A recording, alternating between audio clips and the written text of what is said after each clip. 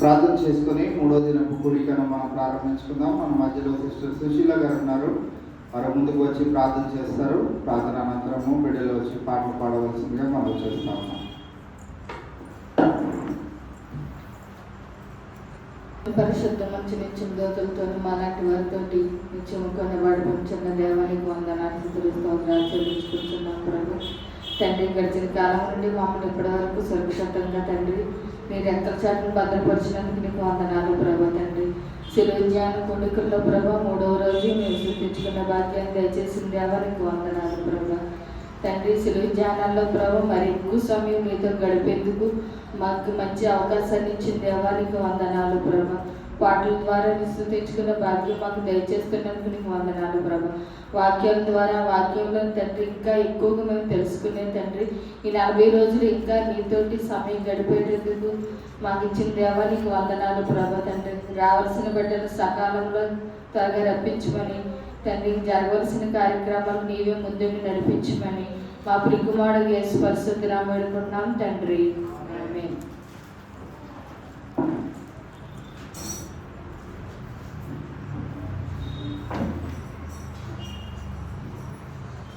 ఏ పాప మెరుగని యో పావనామూర్తి పాప విమోచకులను. ఏ పాప మెరుగని యో పావనామూర్తి పాప విమోచకుండా నా పాలి దైవమా నా పాపముల కొరకి పాట్లు నందినావా. నా పాలి దైవమా నా పాపముల కొరకి పాట్లు నందినావా. ముళ్ళతో కిరీటమల్లిని శిరముపై జల్లాటమున మోతిరా. ముళ్ళ పోట్లకు శిరము తల్లడిల్లగ సొమ్మసిల్లిపోతివే రక్షక. ముండ్ల పోట్లకు శిరము తల్లడిల్లగ సొమ్మసిల్లిపోతివే రక్షక. కలువరి గిరిదనుక సిలువ మోయాలేక కలవరము నొందినావా. సిలువ నీతో మోయ తులువలు వేరొకని తోడుగా నిచ్చినారా. సిలువ నీతో మోయ తులువలు వేరొకని తోడుగా నిచ్చినారా. చెడుగు యూదులు పెట్టు పడరాని పాటకు సుడివడి నడచినావా. కడకు కల్వరిగిరి కడతేగి సిల్వను గ్రక్కునా దించినారా. కడకు కల్వరిగిరి కడతేగి సిల్వను గ్రక్కునా దించినారా. ఆ కాల కర్మలు భీకరంబుగా నిన్ను ఆ కొయ్యపై నుంచిరా.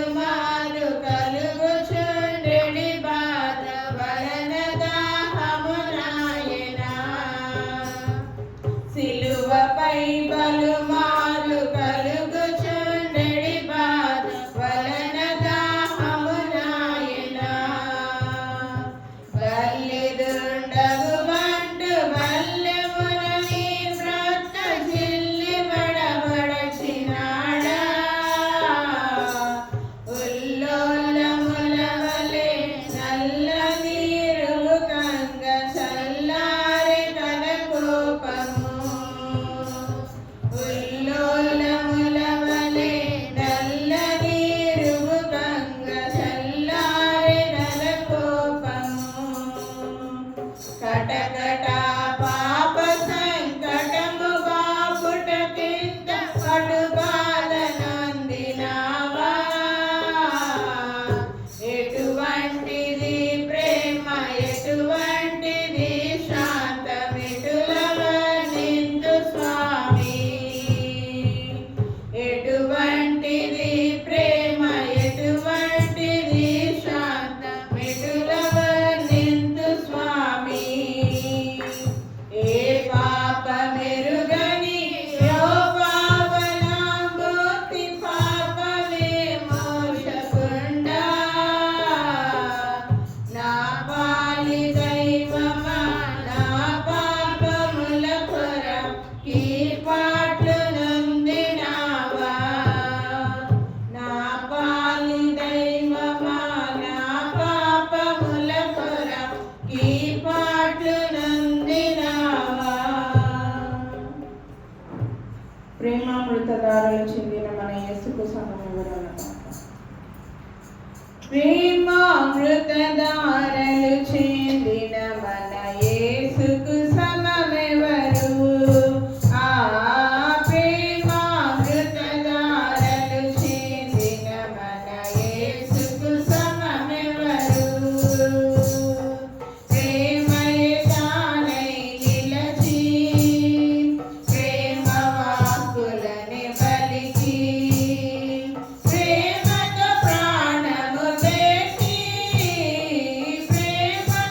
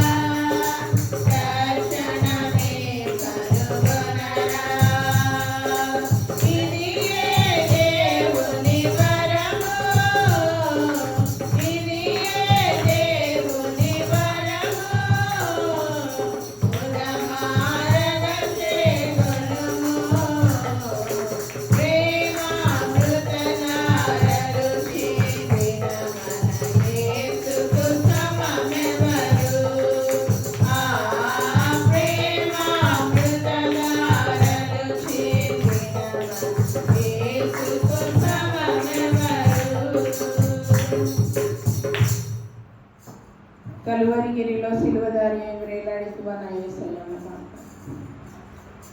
కలువరిగిరిలో సిలువదారి అయి వేలాడితివా నా యేసయ్య.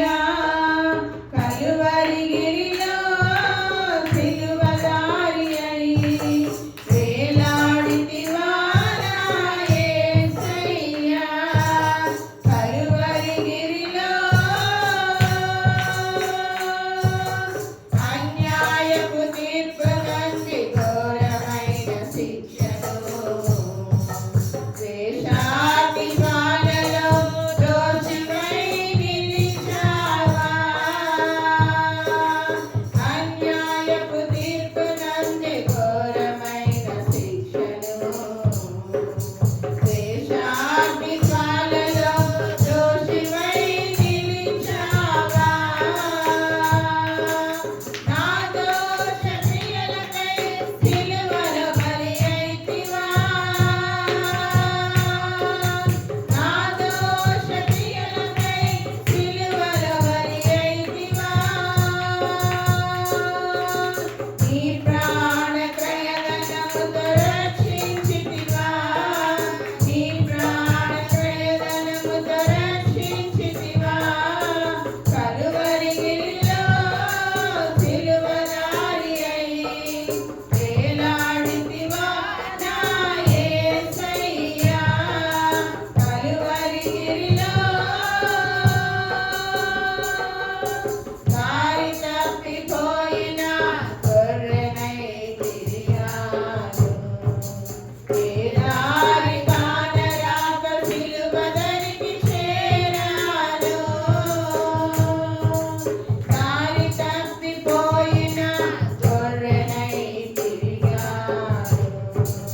ఏ దారి కానరాక సిలువదరికి చేరాను.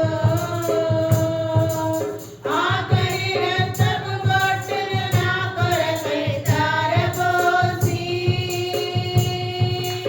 ఆఖరి రక్తపు బొట్టును నా కొరకై ధారపోసి. నీ ప్రాణ త్యాగముతో విడిపించితివా. నీ ప్రాణ త్యాగముతో విడిపించితివా. కలువరిగిరిలో సిలువదారి అయి వేలాడితివా నా యేసయ్య. కలువరిగిరిలో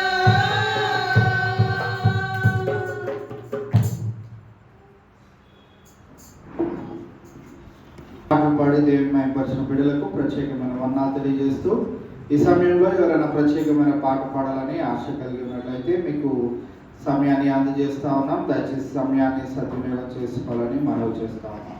ఈ పాటే కలిసి పాడుతున్నాం.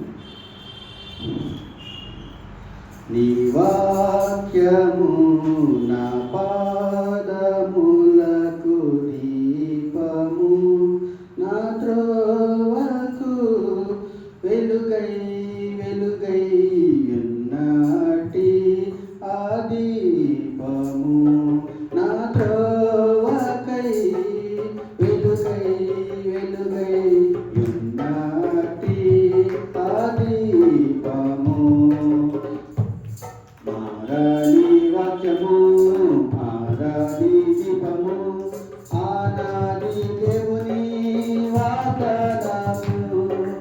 మారని వాక్యము మారని దీపము, ఆనాది దేవుని వాగ్దానము. హల్లెలూయా హల్లెలూయా హల్లెలూయా హల్లెలూయా. నాదుడేసుడు క్రీస్తురాజుకు హల్లెలూయా. నాదుడేసుడు క్రీస్తురాజుకు హల్లెలూయా. ఈ వాక్యము నా పాదములకు దీపము దీపము. చుట్టి పెదియల వంటి ప్రవాహము కంటే బలికమని మింట వాక్యం. చుట్టి పెదియల వంటి ప్రవాహము కంటే మరికమని మింట వాక్యం. హల్లెలూయా హల్లెలూయా హల్లెలూయా హల్లెలూయా నాదుయేసుడు క్రీస్తురాజుకు హల్లెలూయా నాదుయేసుడు క్రీస్తురాజుకు హల్లెలూయా.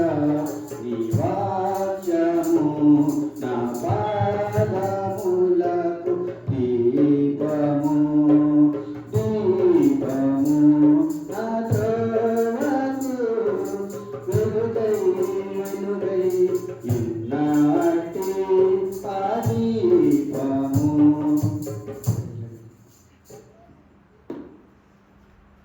పాడి దేవుని మహిమపరిచిన సురేష్ గారికి ప్రత్యేకమైన వందనాలు తెలియజేస్తా ఉన్నాం. ఈ యొక్క సమయంలో మనం ప్రార్థన చేసుకొని దేవుని యొక్క వాక్యాన్ని ధ్యానించుకుందాం. మన మధ్యలో సిస్టర్ వసంత గారు ఉన్నారు. వారు వచ్చి ప్రార్థన చేసిన తర్వాత మనము దేవుని యొక్క వాక్యాన్ని ధ్యానించుకుందాం.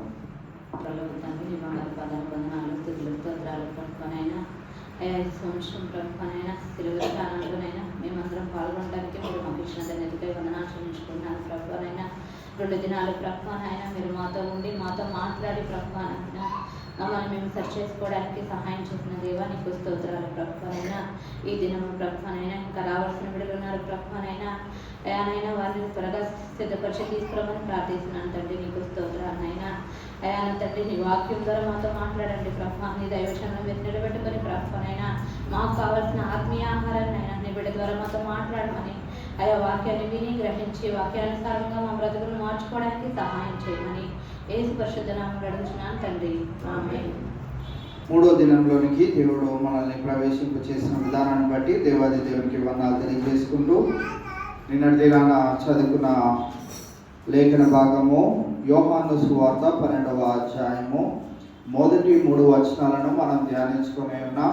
యేసుక్రీస్తు ప్రభువారికి మనము స్నేహితుల వలె ఉండగలిగినట్లయితే మరి మనము పొందుకునే లాభాలు ఏంటివి అనే విషయాలను నిన్నటి దినాన మనము గమనించుకోగలిగి ఉన్నాం. ఈ దినాన అదే అధ్యాయంలోని కంటిన్యూషన్ని మనం చదువుకుంటూ ముందుకు వెళ్దాం. 4వ వచనం నుండి 6వ వచనం వరకు చదువుకుందాం. ఆయన శిష్యులలో ఒకడు అనగా ఆయనను అప్పగింపనైన ఇస్కరియోతు యూదా ఈ అత్తరెందుకు 300 దేనారములకు అమ్మి బీదలకు ఇవ్వలేదని అనెను. వాడిలాగు చెప్పినది బీదల మీద శ్రద్ధ కలిగి కాదు గాని నాడు దొంగ ఉండి తన దగ్గర డబ్బు సంచి ఉండినందున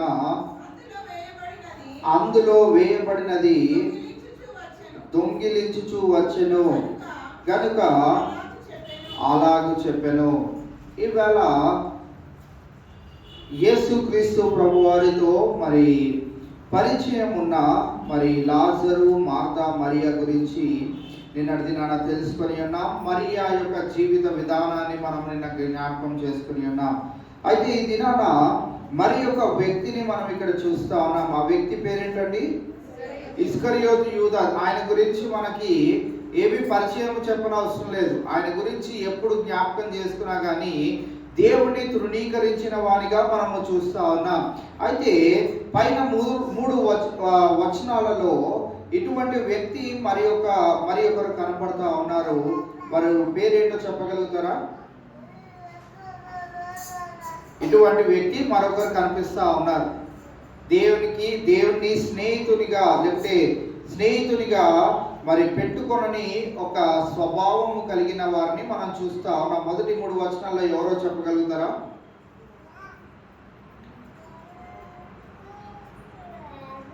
మార్తా. ఏం చేసింది మార్తా?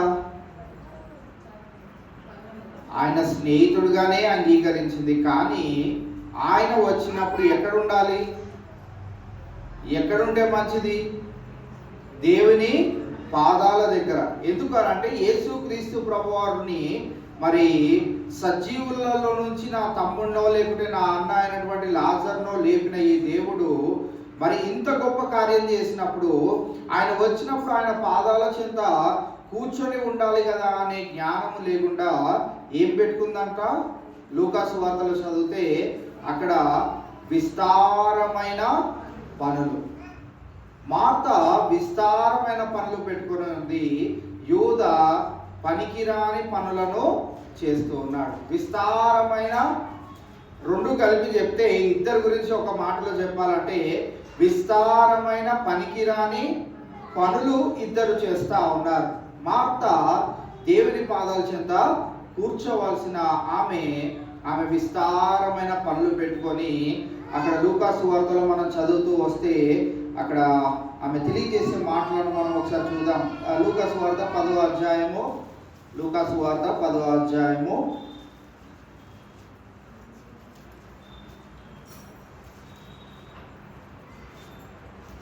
40వ వచనం చదువుదాం. మార్త విస్తారమైన పని పెట్టుకొనుట చేత తొందరపడి ఆయన యొద్దకు వచ్చి, ప్రభువా, నేను ఒంటరిగా పని చేయుటకు నా సహోదరి నన్ను విడిచిపెట్టినందున నీకు చింత లేదా? నాకు సహాయం చేయమని ఆమెతో చెప్పమనెను. ఇక్కడ మనం గమనించినట్లయితే ఈ యొక్క లేఖన భాగాన్ని నేను ఒకసారి ధ్యానించినప్పుడు కూడా ఆ యొక్క కాంటెక్స్ట్ లో వారి అభిప్రాయం ఏ రీతిగా చెప్పారో ఆ విషయాన్ని మనము ఆ రీతిగా చదవగలిగినట్లయితే మనకి అర్థమవుతా ఉంటది. ఇద్దరు పనులు చేస్తూ ఉన్నారు అనుకుందాం.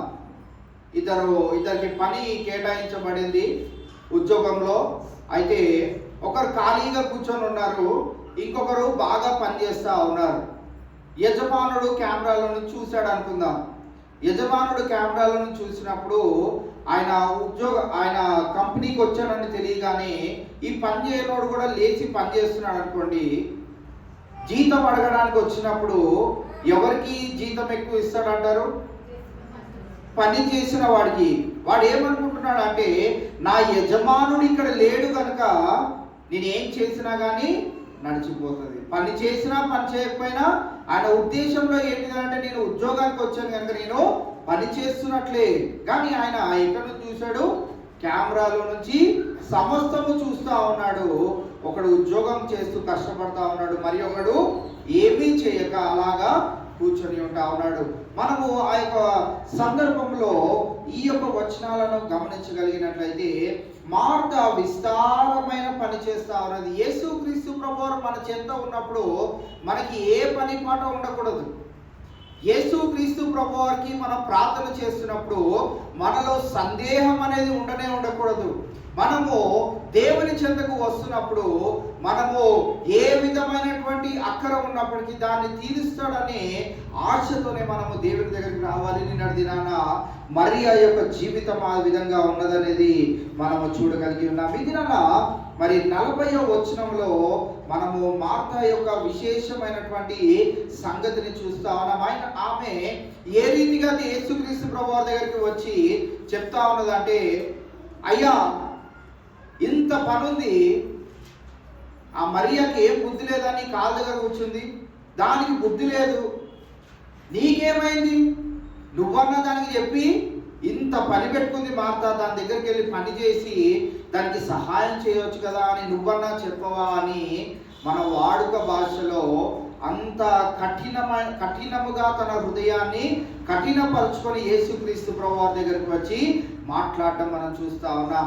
ఆ సందర్భంలోనికి మనం వెళ్ళగలిగినట్లయితే ఇక్కడ మార్త చిరాకుగా యేసుక్రీస్తు ప్రభువారితో మాట్లాడుతున్నట్లుగా, బుద్ధి లేదు దానికి, అయితే నీకన్నా ఏమైందయ్యా, ఇంత పని చేస్తున్నా నన్ను వదిలేసి అది నీ కాళ్ళ దగ్గర వచ్చి కూర్చుంటే నువ్వన్నా ఏం చేస్తున్నావు అని ఆ యొక్క మాట విధానాన్ని మనం అక్కడ మరి ఒకవేళ మనము ఈ లేఖనాలను మనం చదువుతున్నాం కనుక మనకు అలా తెలియట్లేదు. కానీ ఒకవేళ ఏదైనా వీడియో రూపంలో లేకుంటే ఒక సినిమా రూపంలో చేయగలిగినట్లయితే అక్కడ వారి సందర్భాన్ని మనము వారి యొక్క ఉద్దేశాలను ఏ రీతిగా తెలియజేశారో మనం గమనించవచ్చు. ఇక్కడ కూడా మనము చూసినట్లయితే మీకు తెలియజేస్తున్న రీతిగా ఆమె మాటలు ఎందుకు అలా ఉన్నాయి అని మీకెలా తెలుసండి అని అంటే, ఆమె అంటున్న విషయం ఏంటంటే, నీకు చింత లేదా? చింత లేదా అని మామూలుగా అంటామా చెప్పండి? చాలా కోపంగా, ఏమయ్యా నీకు చింత లేదా? ఇంత పని చేస్తుంటే నీకు నా పైన కొద్దిపాటి జాలి కూడా లేదా? మామూలుగా అనమా మాట. చాలా మనసులో భారాన్ని పెట్టుకొని అలాంటి మాటలు అంటూ ఉంటాం. అందుకే ఇక్కడ మార్తాని మనం చూసినప్పుడు విస్తారమైన పనులు పెట్టుకొని ఉన్నది. యూదాని మనం గమనించినప్పుడు ఇస్కరియోతు యూదా ఏం చేస్తా ఉన్నాడు అంటే పనికిరాని పనులను చేస్తా ఉన్నాడు. మనము ఈ దినాన 4 నుంచి 6 వచనాలు మరి ఇస్కరియోతు యూదా గురించి, తన యొక్క హృదయ ఆలోచనల గురించి, అంతరంగముగా తను ఏ రీతిగా ఉన్నాడో, మరి లోపల తన యొక్క హృదయ అంతరంగము ఏ రీతిగా ఉన్నది అనే విషయాన్ని మనము గమనిస్తా ఉన్నాం. మొట్టమొదటిగా మనము చూసినట్లయితే యేసుక్రీస్తు ప్రభువారికి యూదా గురించి సమస్తము తెలుసు. యూదా గురించే కాదు, మరి ప్రతి ఒక్క మానవాళి యొక్క హృదయము ఆయనకి ముందుగానే తెలుసు. యోహాను సువార్తలోనికి మనం వచ్చినట్లయితే 2వ అధ్యాయము 24-25 వచనాలను మనం చదివినట్లయితే, అయితే యేసు అందరినీ ఎరిగినవాడు. ఎంతమందిని ఎరిగినవాడు? అందరినీ. అందరినీ అంటే శిష్యులేనా, లేకపోతే అక్కడ ఉన్న జనాంగమేనా? ఆయన ఈ భూలోకంకి వచ్చినప్పుడు ఆయన ఎవరెవరైతే చూసారో వారినేనా, లేకపోతే ఇశ్రాయేలు జనాంగానైనా, లేకపోతే ఆయన వెళ్ళిన ప్రాంతపు వారేనా? ఈ భూలోకంలో ఉన్న ప్రతి ఒక్కరిని ఆయన ఏమై ఉన్నాడట? ఎరిగినవాడు. కనుక ఆయన తన్ను వారు వశము చేసుకొనలేదు. ఆయన మనుష్యుని అంతర్యమును ఎరిగినవాడు. గనుక ఎవడును మనుషుని గురించి ఆయనకు సాక్ష్యమియ్యనక్కరలేదు.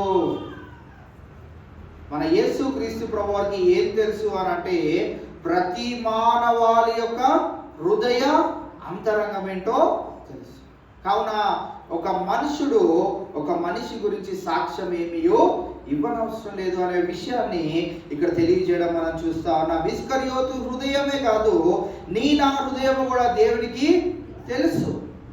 అందుకే మనము యజమానుడు కెమెరాలో చూసి పని చేసిన వాడికి ఎలాగైతే జీతాన్ని పెంచి, పని చేయకుండా కూర్చున్న వాడికి ఎలాగైతే జీతాన్ని తీసివేసేసాడో, పరలోకంలో ఉన్న తండ్రి సమస్తమును చూచుచున్న దేవుడు ఆయన కూడా ప్రతి మానవాళి హృదయ అంతరంగాన్ని ఎరిగిన వాడు కనుక, అందుకే బైబిల్ లేఖన భాగంలో సెలవిస్తున్న ప్రాముఖ్యమైన మాట ఏంటిదంటే, హృదయ శుద్ధి మనం చేసుకోవాలి. హృదయ శుద్ధి గలవాడు ధన్యుడు. వాడు ఏం చేస్తాడంట? దేవుణ్ణి చూస్తాడు. ఒకసారి మత్తయి సువార్త 5వ అధ్యాయము ఆ మాటను చదువుదాం. దేవుడు చూస్తాడని, పరలోక రాజ్యాన్ని చూస్తాడని 2 మాటలు వినపడ్డాయి. అక్కడేం రాయబడిందో చూద్దాం. హృదయ శుద్ధి గలవారు ధన్యులు. ఎవరిని చూస్తారంట? వారు దేవుని చూస్తారు. అయితే ఇప్పుడు మనం దేవుణ్ణి చూడాలి అని అంటే, దేవునికి ప్రార్థన చేసిన ప్రతి మనవి మనం పొందుకోవాలంటే మనలో ఏముండాలి? హృదయ శుద్ధి. అది దేవుడు చేస్తాడా? మనల్ని మనమే చేస్తాం. మనం మురికిగా అయితే మనల్ని మనం ఎలాగైతే కడుక్కుంటామో, అంతరంగంలో ఉన్న ప్రతి విధమైనటువంటి హృదయ ఆలోచనలు కూడా మనల్ని మనము కడుక్కొని ఆయన పాదాల చెంతకు రావాల్సిన వారమై ఉంటా ఉన్నాం. మరియా ఆ రీతిగా యేసుక్రీస్తు ప్రభువారు వచ్చాడు అనగానే అన్ని పనులు మానుకుంది, ఆయన దగ్గరకు వెళ్ళింది, తన పాదాల చెంత కూర్చొని ఉంది. మార్త విస్తారమైన పనికి రాని పనులను చేస్తూ ఉన్నది. యూదా పనికి రాని పనులనే చేస్తా ఉన్నాడు. కావున ఈవేళ విశేషమైన సంగతులను ఎరిగిన మనము ఇస్కరియోతు యూదా గురించే కాదు, తన హృదయ అంతరంగాలను ఎరిగిన వాడు మన హృదయ అంతరంగాలను కూడా ఎరిగిన దేవుని మనము తెలుసుకోవడానికి ఈ సాయంకాలం వేళ ఆయన మందిరానికి వచ్చి ఉన్నాం. కావున మనము హృదయ శుద్ధి చేసుకుంటేనే ఏం చేయగలుగుతాము? దేవుణ్ణి చూస్తాం. చూడాలని ఆశ కలిగి మనము కొద్ది వారంగా దేవుని మందిరానికి వచ్చినప్పుడు మనమైనా ఎలాగ మార్చబడాలి? హృదయ శుద్ధి. పాస్టర్ గారు మొట్టమొదటి రోజు చెప్పిన ప్రాముఖ్యమైన విశేషమైన ఆ మాటను మీరు గుర్తుంచుకోవాలి. గడిచిన సంవత్సరం ఎలా ఉన్నానో ఈ 40 రోజుల తర్వాత రాబోయే సంవత్సరం ఎలా ఉండబోతున్నాను అంటే, మరి పాపములో ఉన్న మనము పవిత్రతలోనికి మార్చబడాలి. అన్ని విషయాల్లో, హృదయంలో, అంతరంగాలలో, ఆలోచనలో, ప్రతి ఒక్క విషయంలో మరి దేవునికి అంగీకారం అయ్యే వారిగా ఉంటేనే ఆయనను చూచే ధన్యతను మనము పొందుకోగలుగుతాం. కావున ఈ సాయంకాలం వేళ ఇస్కరియోతు యూదా తన యొక్క జీవితంలో తాను దేవుణ్ణి చూడలేని పరిస్థితిలోనికి, దేవునితోనే నడిచాడు. పైన మరియా దేవుణ్ణి స్నేహించింది, మార్తా దేవుణ్ణి స్నేహించింది, యూదా కూడా దేవుణ్ణి స్నేహించాడు, దేవునితోనే నడిచాడు, యేసుక్రీస్తు ప్రభువారితోనే ఉన్నాడు. కానీ బాహాటంగా దేవుణ్ణి స్నేహించాడే కానీ అంతరంగంలో ఏమున్నది? హృదయ శుద్ధి అనేది లేదు కనుక తాను మరి డబ్బుకి ఆశపడి తన జీవితాన్ని కోల్పోయినట్లుగా మనము చూస్తా ఉన్నాం. మరి ఒక వచనం చదువుకుందాం. యోహాను 6వ అధ్యాయము 64వ వచనాన్ని మనం చదువుదాం.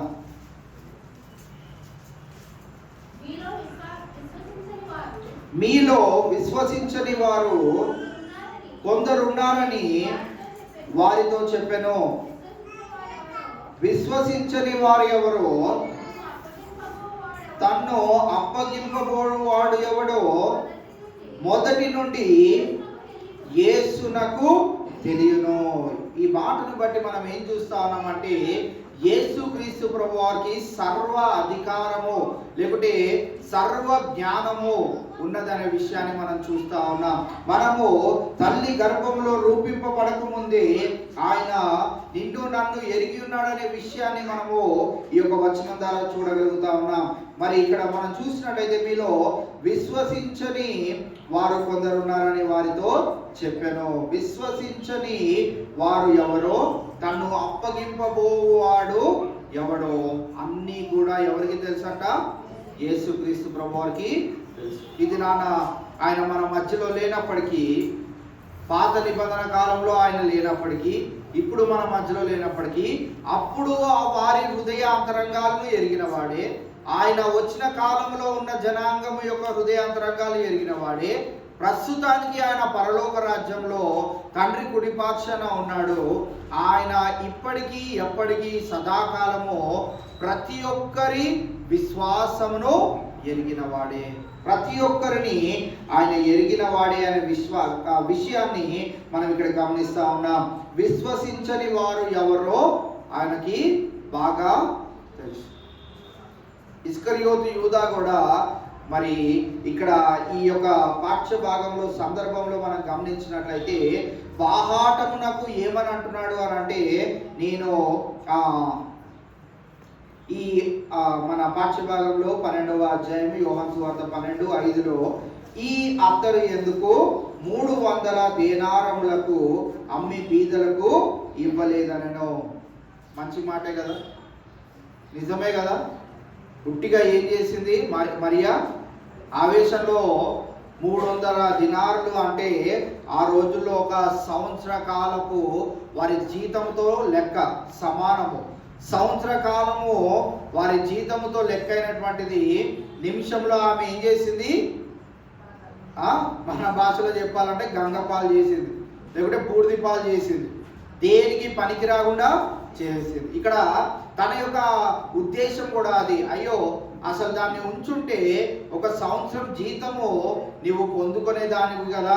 అంత మరి విశేషమైన ఆ యొక్క అత్తరును నువ్వు ఆయన పాదాల మీద పోసి మొత్తము మరి నాశనం చేసావు కదా అన్నట్టు తాను మంచివానిగా తాను బయలుపరుచుకుంటున్నప్పుడు వాని గురించి బైబిల్ గ్రంథం తన హృదయంలో ఉన్న మాట ఏం రాసి ఉన్నది అని అంటే, వాడు అలాగూ చెప్పున్నది ఏంటంట, వాడు అలాగూ చెప్పున్నది బీదల మీద శ్రద్ధ కలిగి కాదు. ఆయన బయటకి చెప్పడం వరకు ఏమని చెప్తున్నాడు అనంటే, అయ్యో ఇంత విలువైన దానిని నిమిషంలో పాడు చేసావు కదా అంటున్నాడు. నలుగురిలో ఆయన మంచివానిగా కనిపిస్తూ ఉండవచ్చు, కానీ యేసుక్రీస్తు ప్రభువారు హృదయాల అంతరంగాన్ని ఎరిగిన వాడు కనుక, ఒకరి విశ్వాసం ఎటువంటిదో, ఒకరు ఏ రీతిగా ఆయన అప్పగిస్తారో సమస్తము ఎరిగిన వాడు కనుక ఆయన హృదయ అంతరంగంలో ఉన్న విషయాన్ని చెప్తా ఉన్నాడు. ఏమని చెప్తున్నాడు అని అంటే, వాడిలాగు చెప్పునది బీదల మీద శ్రద్ధ కలిగి కాదు, కానీ వాడు ఎటువంటి వాడంట, దొంగ ఉన్నాడు. ఎటువంటి వాడు దొంగ. ఇది నాలో మనం కూడా కొన్నిసార్లు తప్పిదాలు చేస్తున్నప్పుడు మనం అనుకుంటా ఉంటాం, ఇదేం పెద్ద తప్పు కాదులే. ఎందుకనంటే తప్పు చేసిన వెంటనే దేవుడు నన్ను ఖచ్చితంగా శిక్షిస్తాడు. ఒకవేళ శిక్షించలేదు అనంటే నన్ను దేవుడు క్షమించేశాడు. ఇది మనముగా తీసుకునే ఒక ఉద్దేశం. నేను ఒకవేళ తప్పు చేశాను అనంటే ఖచ్చితంగా దానికి ప్రతిఫలం చూస్తా. ఒకవేళ చూడలేదు అనంటే దేవుడు నన్ను క్షమించాడు, లేకుంటే నా తప్పిదమ్మును దేవుడు జ్ఞాపకం చేసుకోలేదు. లేదంటే మనం ఇంకా అతీతంగా వెళ్ళిపోయి మనం ఏమనుకుంటామంటే ఇది అంత పెద్ద తప్పేమీ కాదు. ఎందుకనంటే ఒకవేళ తప్పే అయితే దేవుడు నన్ను ఏం చేస్తాడు, శిక్షిస్తాడు. కానీ గలతీయులకు రాసిన పత్రిక 6వ అధ్యాయం 7వ వచనంలో రాయబడిన మాటను మనం చూస్తే చాలా విచిత్రంగా ఉంటుంది. గలతీయులకు రాసిన పత్రిక 6:7 మనకు తెలిసిందే, కానీ ఒకసారి దానిని ఒకసారి మనము ముడిపెట్టి చదివినట్లయితే ఏ రీతిగా ఉంటుందో మనం చూద్దాం. మోసపోకుడి, దేవుడు వెక్కిరింపబడడు. మనుష్యుడు ఏమి విత్తునో ఆ పంటనే పోయును. పాపమును లేకుంటే పనికిరాని విత్తనాలు వేసి రోజువారీగా నీళ్ళేసాం అనుకోండి, దాని నుంచి శ్రేష్టమైన ఫలాలు వస్తాయా? రానే.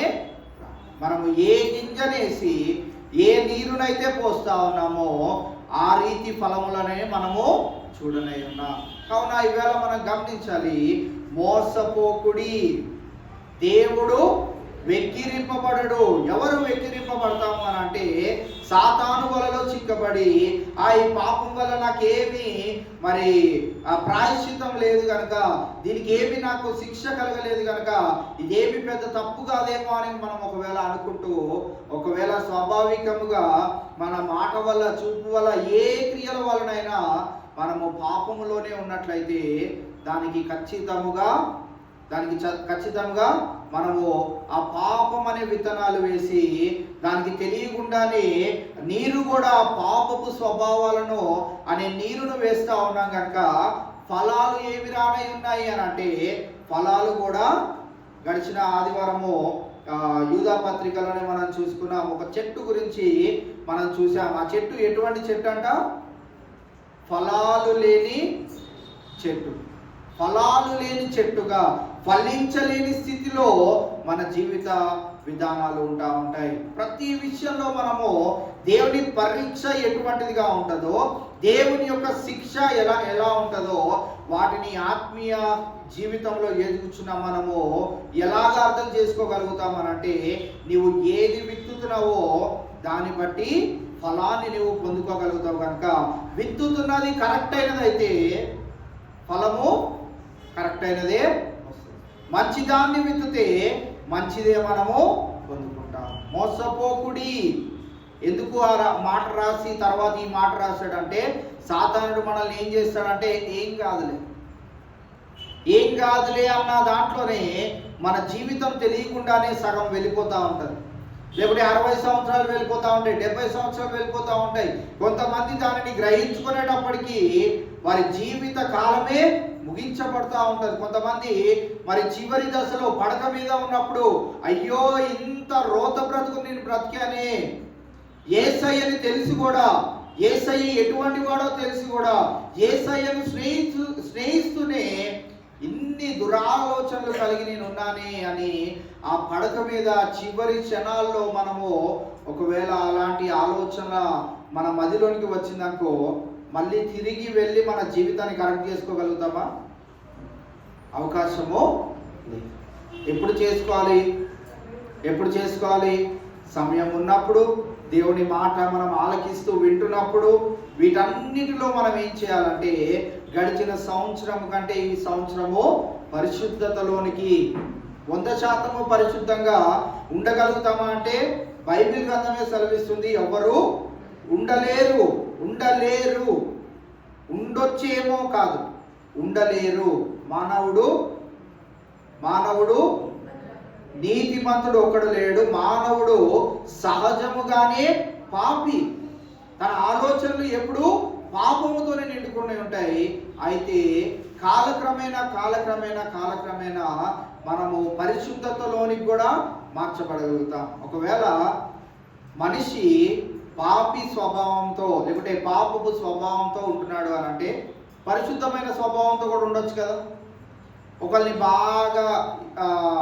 ఒకరి గురించి మనం బాగా తిట్టుకుంటా ఉన్నాం, లేకుంటే ఒక అత్త కోడలు ఉన్నారు, కోడలు ఊరికే అత్తని విసుక్కుంటా ఉన్నది అనుకోండి, విశ్వాసంలోనే ఉన్నది, భక్తిలోనే ఉన్నది, మంచిగానే ఎదుగుతూ ఉన్నది, దేవుని మందిరానికి వెళ్తూ ఉన్నది, అన్ని విషయాల్లో తాను దేవునికి ఇష్టమైన బిడ్డగానే ఉన్నది, ఒక్క విషయంలో లేదు. ఏం చేయొచ్చు? దాన్ని కూడా దేవుడు ఏ లెక్కలో వేస్తున్నాడు? పర్వాలేదులే అంటున్నాడా, పాపం అంటున్నాడా? పాపం అనే అంటున్నాడు. ఏం చేయొచ్చు మరి? ఇప్పుడు రాబోయే సంవత్సరంలోనైనా మనం ఏం చేయొచ్చు? అత్తని ప్రేమించే వారిగా, విసిగిస్తుంది తన వయసును బట్టి, ఏజ్ని బట్టి తాను విసిగించవచ్చు అనేది ఒక ఆలోచన మనం కలిగి ఉండగలిగినట్లయితే తనను ప్రేమించడం మనము మొదలు పెడతా ఉంటాం.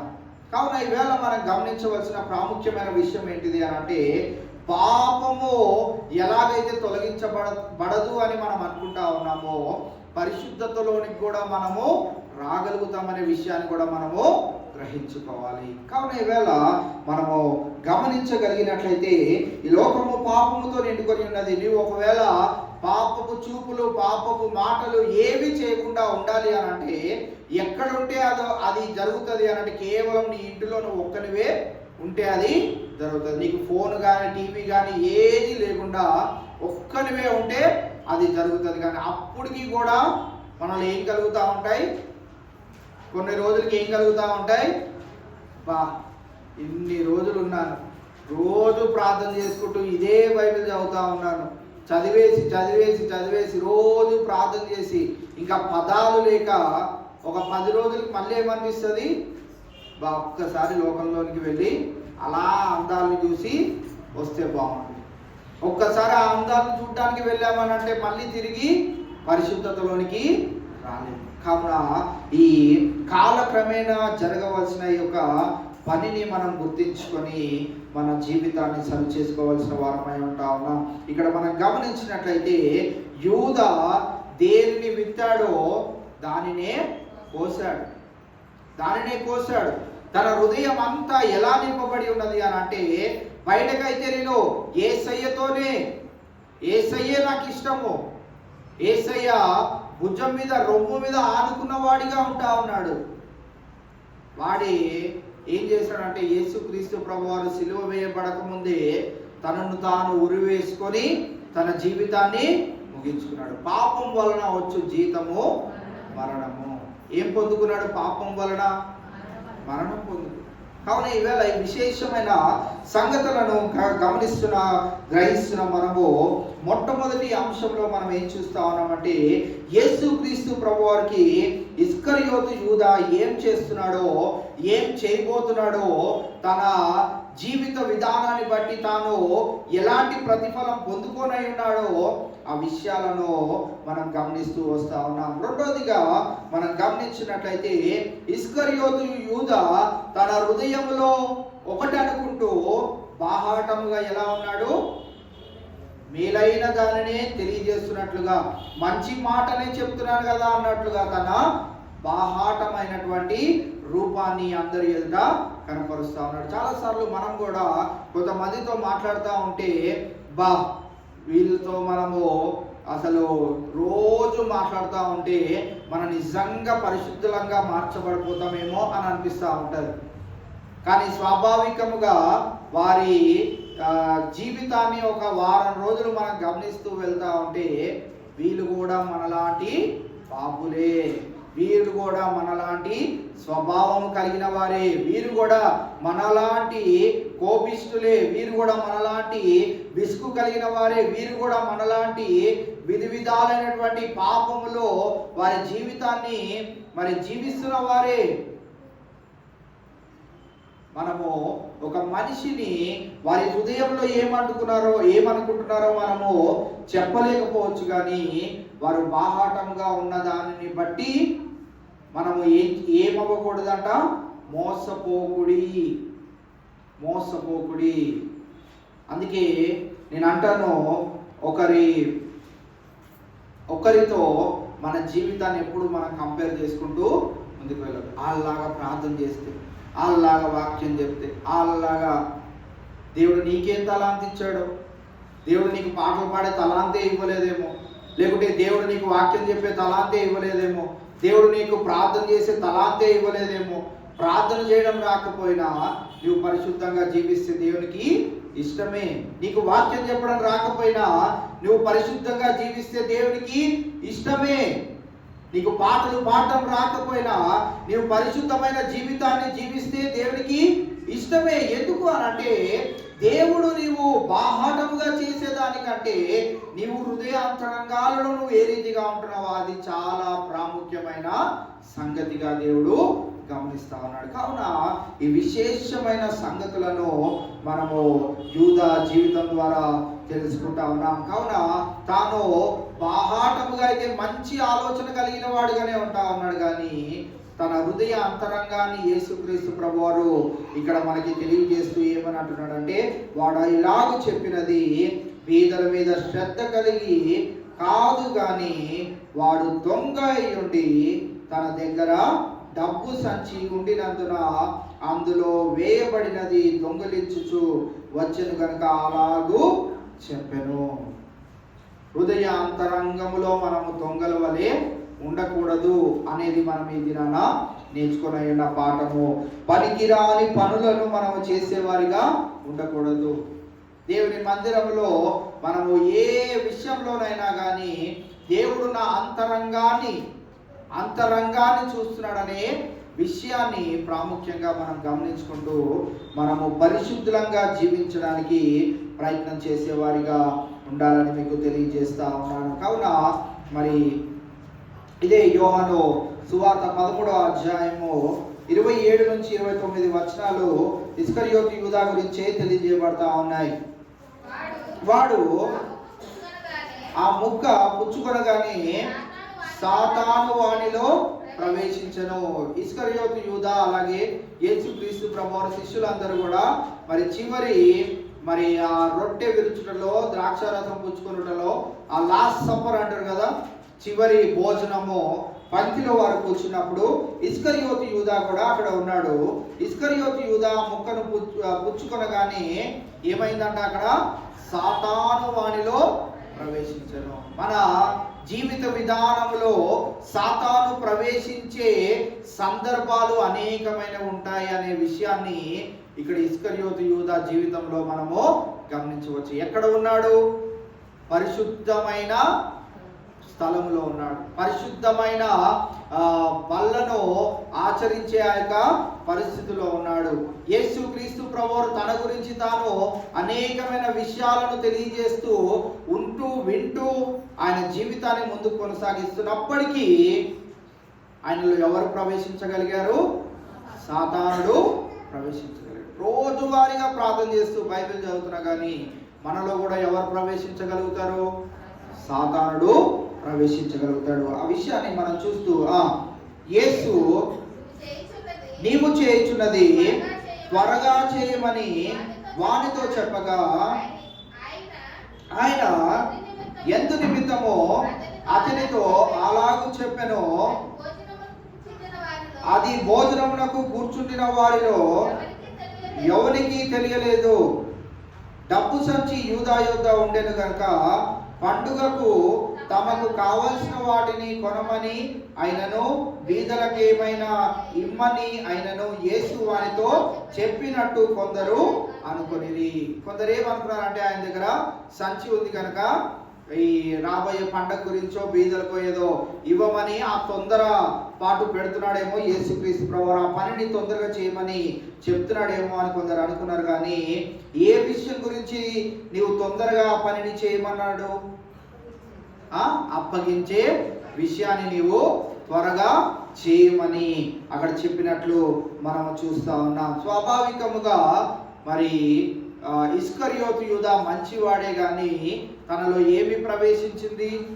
సాతానుడు ప్రవేశించాడు. సాతాను ప్రవేశించి తనలో మరి లేనటువంటి ఆలోచనలు పుట్టిస్తూ తాను కూడా ఆ రీతిగా అంగీకరిస్తూ వస్తున్నాడు కనుక పరిశుద్ధపరచబడడానికి యేసుక్రీస్తు ప్రభువారిని నేను అప్పగించడం ఏంటి, అంత పాపం నేనెందుకు చేయాలి అని అనుకోకుండా తాను కూడా సిద్ధపడతా ఉన్నాడు. ఇంకా చెప్పాలంటే సాతాను వలలో సంపూర్తిగా చిక్కబడిపోయాడు.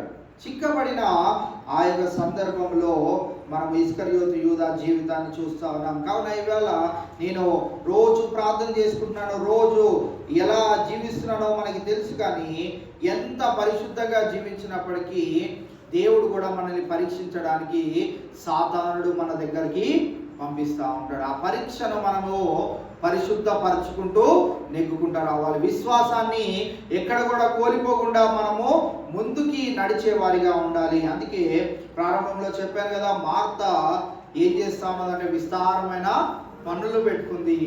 ఈ యూదా పనికిరాని పనులన్నీ చేస్తూ వస్తా ఉన్నాడు. వీరిద్దరిలో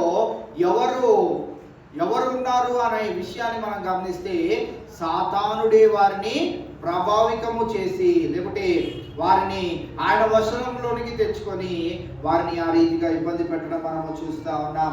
అయితే మరియా ఏం చేసింది అంటే లూకాసు వార్త 10వ అధ్యాయం 42వ వచనంలో మనం చూస్తాం కదా, మరియా ఉత్తమమైన దానిని ఎంచుకొని ఉన్నది కనుక అది ఆమె యొద్ద నుండి తీసివేయబడదు. ఉత్తమమైనది ఏంటిది అని అంటే యేసుతో స్నేహము నాకు కావాలి. ఆయన పాదాల చెంతనే నేను ఉండాలి. ఆయన పాదాల చెంతనే ఉంటే నేను పరిశుద్ధతలోనికి మార్చబడతాను, నా హృదయం శుద్ధి చేయబడుతుంది.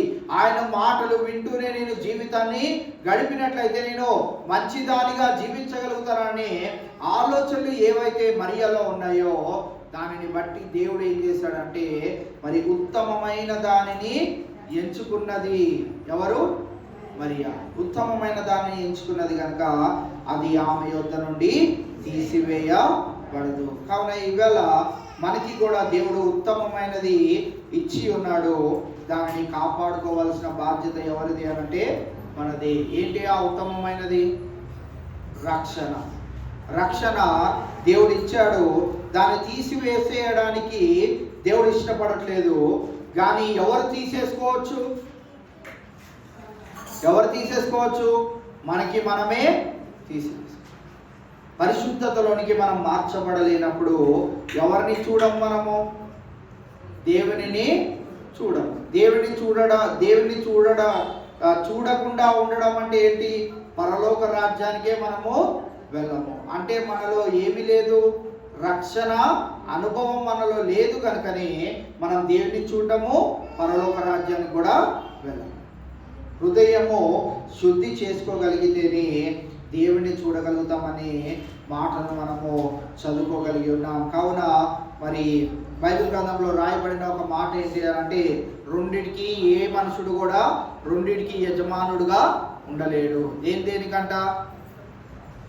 మత్తయి సువార్త 6:24 చదువుదాం.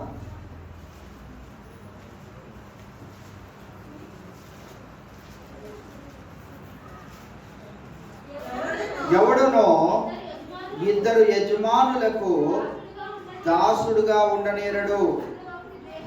అతడు ఒకరిని ద్వేషించి ఒకరిని ప్రేమించును, లేదా ఒకరిని పక్షముగా నుండి ఒకరిని తృణీకరించును.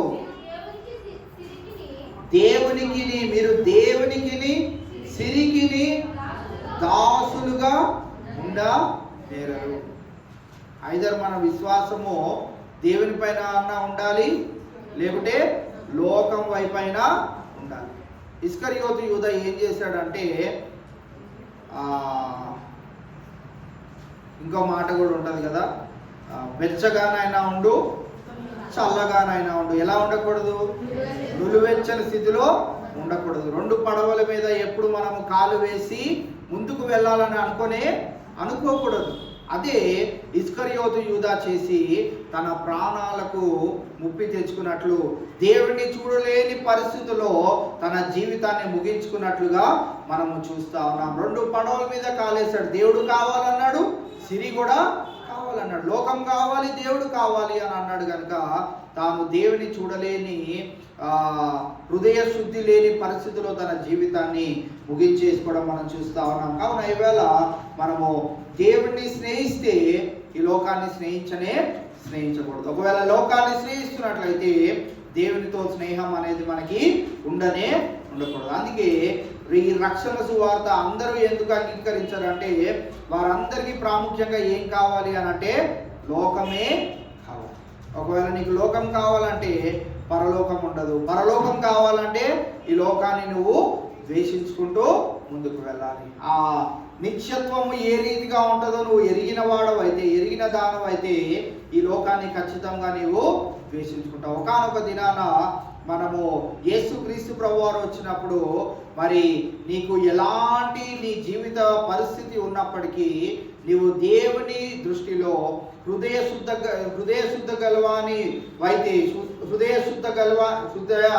శుద్ధి కలవారం అయితే దేవుడు మనల్ని పరలోక రాజ్యానికి చేర్చుకుంటాడు. మనకి ఎన్ని అప్పులున్నా, ఎన్ని అనారోగ్య పరిస్థితులున్నా, ఎన్ని విధాలైనటువంటి బాధలున్నా, నష్టాలున్నా, ఏమున్నా అక్కడికక్కడ సమస్తము విడిచివేయబడుతుంది.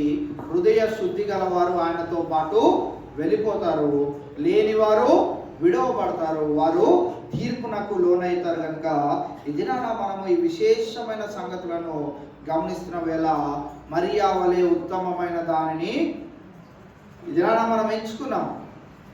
గడిచిన బుధవారం నుంచి దానిని ఎంచుకుంటూ మన జీవితాలను ముందుకు కొనసాగిస్తూ ఉన్నాం. హృదయంలో అనేకమైన ఆలోచనలు మనం పెట్టుకొని ఉన్నాం. వాటన్నిటిని దేవుడు నెరవేర్చాలి అని అంటే ఆయన ఈ దినాన మన నుండి కోరుకుంటుంది ఏంటి అని అంటే, హృదయము శుద్ధిగా ఉంచుకుంటే చాలు. నీకేం చేయాలో, నీకేం కావాలో, నీకెప్పుడు ఏది ఇవ్వాలో దేవుడికి సమస్తము. కావున ఈవేళ విశేషమైన సంగతులను గ్రహిస్తున్న మనము ఆ రీతిగా మన జీవిత విధానాన్ని ముందుకు కొనసాగిస్తూ, మరి యూదా వలె మనం ఉండకుండా, మరి లోకాన్ని దేవుణ్ణి ఒకటేసారి ప్రేమించాలని ఆశపడకుండా, అటువంటి బుద్ధిహీనతలో మనం ఉండకుండా, మనము బుద్ధి గలవారమై మనము మరియా వలె ఉత్తమమైన దానిని ఎంచుకుంటూ, ఉత్తమమైన దానిని మనము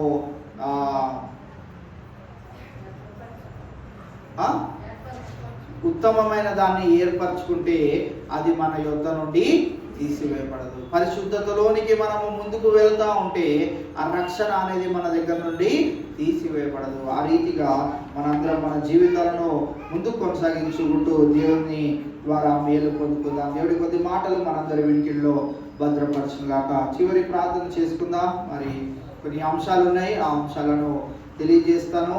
చివరి ప్రార్థన మన మధ్యలో ఉన్న బ్రదర్ బోస్ గారు వచ్చి ప్రార్థన చేయవలసిందిగా మనవి చేస్తా ఉన్నాం. మరి అంశాలు ఏమనగా 10th class CBSE syllabus exam ఒకటి ఉందండి. 2 పిల్లలు రాస్తా ఉన్నారు, సుశాంత్ అలాగే నవదీప్. మీకు పేర్లు తెలుసు కాబట్టి పేర్లు పెట్టి ప్రార్థన చేస్తే ఒకరి పేరు మర్చిపోయాం అనుకోండి, వాళ్ళు ఫీల్ అవుతారు. అందుకే పేర్లు చెప్పట్లేదు. అందరి గురించి ప్రార్థన చేద్దాం, ఏం పర్వాలేదు. మరి అందరికీ మేలే జరగాలి కనుక, మన బిడ్డలే కనుక వారందరికీ మేలు జరగాలి కనుక ఆ రీతిగా ఎస్ఎస్సి ఎగ్జామ్స్ రాసిన బిడ్డల గురించి కూడా ప్రార్థన చేద్దాం. ఇంటర్మీడియట్ ఎగ్జామ్స్ ఫస్ట్ ఇయర్ అలాగే సెకండ్ ఇయర్ రాసిన బిడ్డలు కూడా ఉంటా ఉన్నారు, వారి గురించి కూడా ప్రార్థన చేద్దాం. అలాగే మార్చ్ 14వ తారీఖున మరి ఉపవాస ప్రార్థన దేవుని మన మందిరంలో పెట్టుకొని ఉంటా ఉన్నాం. అది కూడా దేవుని మహిమార్థమై రాబోయే దైవజనులు ప్యారి అబ్రహం గారు మరి మంచి వాక్యాన్ని మనకి అందజేయాలన్న దాని కొరకు ప్రార్థన చేద్దాం. అలాగే మీటింగ్స్ కొరకు కూడా ప్రార్థన చేద్దాం. మే 1, 2, 3 తారీఖులు దేవుని మహిమార్థమై అనేకులకు రక్షణార్థమైన మీటింగ్స్గా ఈ మీటింగ్స్ ఉండగలుగుటకు దేవుడు ఆ రీతి సహాయం మనకు దయచేయలాగిన రాబోయే దైవజనుల గురించి కూడా ప్రార్థన చేద్దాం. అలాగే ఈ దినాన స్వప్న మన మధ్యలో ఉన్నది, వీళ్ళకి దేవుడు నూతన దయాకిరీటం దయచేశాడు. అలాగే సరిత కూడా మరి దినాన తన బర్త్డే సెలబ్రేట్ చేసుకుంటా ఉన్నది. వారు అలాగే మరి నాగులు గారి కుటుంబం అంటే కృష్ణకుమారి గారి కుటుంబము మనల్ని ప్రేమించి వారు కూడా పలహారం తీసుకొని వచ్చి ఉన్నారు. అలాగే స్వప్న కూడా పలహారం తీసుకొని వచ్చినారు కనుక వాటి నిమిత్తమై కూడా ప్రార్థన చేయాల్సిందిగా మనం చేస్తా ఉన్నాం. మన మధ్యలో ఉన్న బోస్ గారు ముందుకు వచ్చి చివరి ప్రార్థన చేస్తారు. దాని తర్వాత కూడికను మనం ముగించుకుందాం.